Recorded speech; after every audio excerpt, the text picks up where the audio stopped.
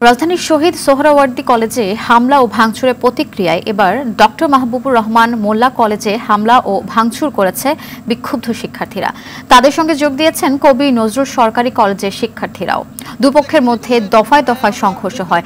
ঘটনাস্থলে আইনশৃঙ্খলা বাহিনীর সদস্যদের দেখা যায়নি। এ ঘটনায় বেশ কয়েকজন শিক্ষার্থী আহত হন।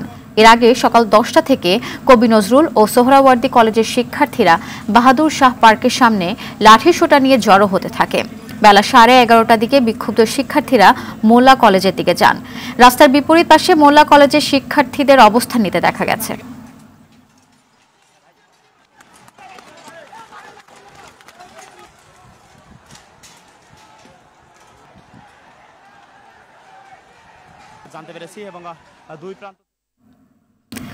দর্শক, সেখানে আছেন আমাদের সহকর্মী রফিকুল ইসলাম। রফিক, সেখানকার পরিস্থিতি কেমন দেখছেন? এখনো কি ধাওয়া পাল্টা ধাওয়া চলছে কিনা এবং প্রশাসনের সদস্যদের উপস্থিতি কেমন দেখছেন এই অবস্থায়, জানাবেন আমাদের। আফসানা, ধাওয়া পাল্টা ধাওয়া এখনো চলছে। পরিস্থিতি এখানকার খুবই উত্তপ্ত। আমরা যেটি এসে দেখেছি যে দফায় দফায় আসলে ধাওয়া পাল্টা ধাওয়া চলছে।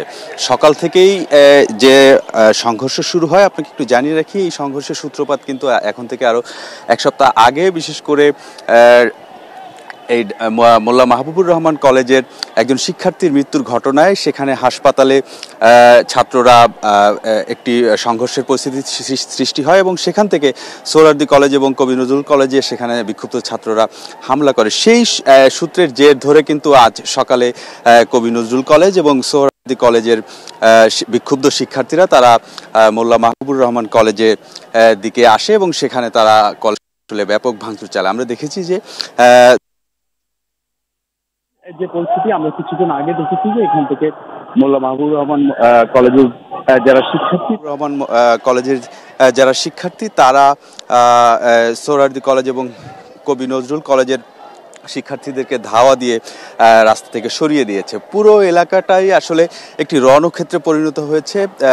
আশেপাশের দোকানপাটগুলো বন্ধ রয়েছে এবং এই গত 3-4 ঘন্টা ধরে কিন্তু এই সড়কে যান চলাচল একেবারেই বন্ধ রয়েছে। বিশেষ করে ফ্লাইওভারের উপর দিয়েও কোনো গাড়ি নামতে পারছে না এবং নিচ দিয়েও কোনো গাড়ি সেখান থেকে প্রবেশ করতে পারছে না। আইন শৃঙ্খলা রক্ষাকারী বাহিনীর সদস্যরা রয়েছেন। আমরা দেখেছি প্রায় 150 থেকে 200 পুলিশ সদস্য সড়কে তারা অবস্থান করেছেন। তা আসলে এখানে সংঘর্ষটি একেবারে ত্রিমুখী সংঘর্ষ। এদিক দিয়ে কবি নজরুল কলেজ এবং সোহরাওয়ার্দী কলেজ, এদিক দিয়ে আবার মোল্লা মাহবুবুর রহমান কলেজের শিক্ষার্থীদের মধ্যে কিন্তু দফায় দফায় ধাওয়া পাল্টা ধাওয়া এবং ইট পাটকেল নিক্ষেপ করা হচ্ছে। আমরা বেশ কয়েকজনকে দেখেছি আহত হয়ে চিকিৎসার উদ্দেশ্যে যাচ্ছেন, এরকম বেশ কয়েকজন শিক্ষার্থীকে দেখেছি।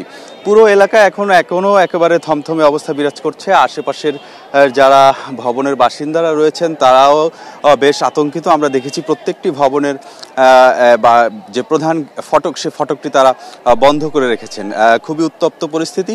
আইন শৃঙ্খলা রক্ষাকারী বাহিনী মাঝে মাঝে টিয়ার শেল সকালে নিক্ষেপ করেছে পরিস্থিতি শান্ত করার জন্য। তবে এখনো যে অবস্থা সেটি আপনাকে যদি বলি যে এখনো পরিস্থিতি স্বাভাবিক হয়নি।